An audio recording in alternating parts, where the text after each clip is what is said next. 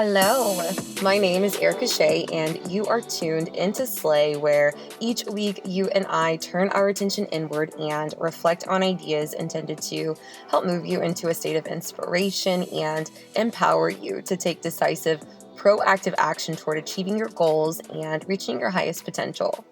This is episode number 11, and today we are talking about paradigms, which play a key role in determining our life's outcomes.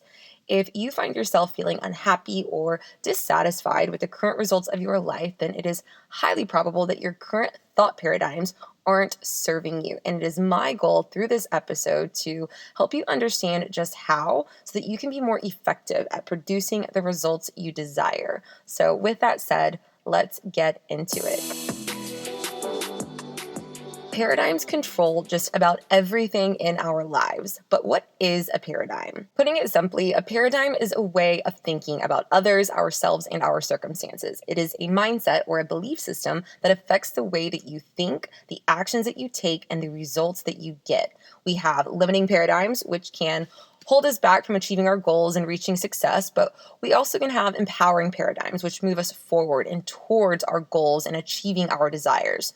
When we are not achieving the results that we want, it is crucial to reflect and explore which beliefs, the thoughts that we are thinking on a regular basis, are at the root. Because we know that in order to change results, we have to change behavior. But in order to change behavior, we have to change our thoughts. And it's when we change our thoughts that we begin to shift our paradigm. But it's something that takes time. Think of how long it took for you to become the person that you are today with the beliefs that you hold. Think about the people who raised you.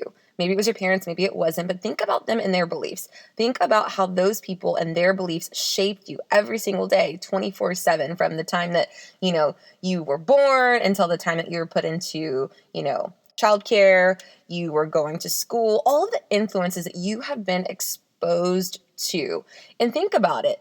You were living under someone else's roof, under their rules for about 18 years of your life. Everyone's situation is different, so I don't want to assume, but think about all of the conditioning that took place during those years and all of the beliefs that you acquired that you didn't actively choose for yourself. All of the beliefs that become a part of you that influenced your behavior and may even still to this day. I say all that to say all that is you and your uniqueness did not happen overnight. And so the same goes for the change that you want to create. It is not something that is going to happen overnight. What's important to remember when trying to create change and the going is starting to get rough is the power that is within you that got you where you are right now. It also has the power to lead you elsewhere. You are not broken and incapable. And just because things aren't going your way doesn't mean that they can't. If you were able to develop a habit, a behavior or belief that doesn't serve you or no longer does, then you have the total power. You have the capability to develop a habit, behavior, or belief that does. This is where perspective comes in. For example, with me, during my pregnancy with Mila, I went from 140 pounds to 185 pounds. I could not wait to get back to my workouts and get my pre-baby body back. And in the beginning, I placed a lot of pressure on myself to lose the weight in just a ridiculously short amount of time.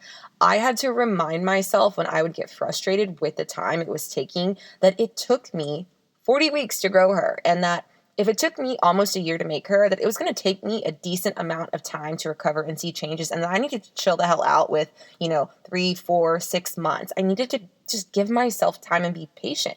If I had a limiting paradigm during this time, I may have believed something like pregnancy wrecks the body and thought that I was never going to have my pre-baby body back.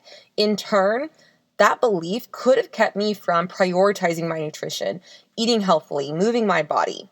An empowering paradigm on the flip side of that kept me grounded and focused on my personal resilience and the resilience of the human body. It enabled me to think and trust that my body would bounce back. With that belief, I was able to continuously choose actions that aligned with my desired outcome. Even if I wasn't losing the weight or seeing the changes that I wanted to see as quickly as I wanted. When negative self-sabotaging thoughts would rear their head, I would have to stay mindful of recognizing them and not allow them to distract me from my goal. But if you don't know what beliefs you have that are creating the results in your life, it's something that's really hard to do.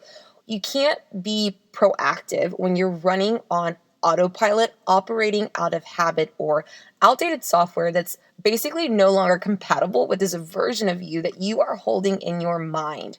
When we come to understand how the mind works, we can begin to better respond and adapt. So, what's one way that you can begin to shift a paradigm that's not serving you and go from a limiting belief into an empowering belief?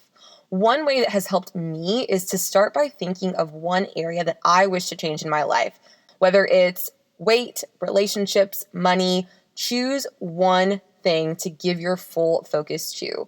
Once you've decided, reflect on what you're doing that holds you back. So, for example, if you decided it's weight that you want to focus on, are you snacking too much in between meals? Are you getting enough sleep? Are you getting adequate nutrition? Are you obsessing over the weight and the number on the scale?